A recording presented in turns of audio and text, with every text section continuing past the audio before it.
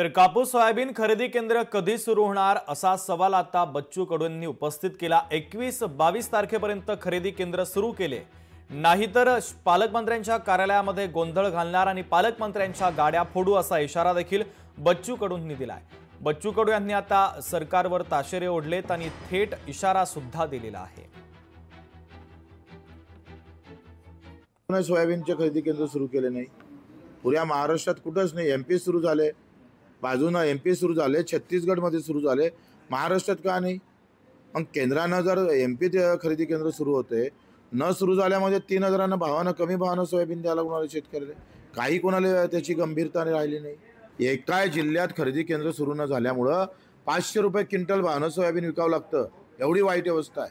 पंजाबमध्ये पंजाबच्या शेतकरी तिथे 90% त्यांचा शेतीमाल खरेदी होतं हमी भावात, आमचं 6% होत नाही। आणि आम्ही म्हणून त्याच्यामुळे सांगतोय दिवाळीच्या जास्तीत जास्त 21-22 पर्यंत जर खरेदी केंद्र सुरू केले नाही तर कलेक्टरच्या कार्यालयात नाही तर पालकमंत्र्याच्या कार्यालयात धिंगाणा केल्याशिवाय राहणार नाही। लोकशाही मराठी ऐका, पहा, जागरूक रहा।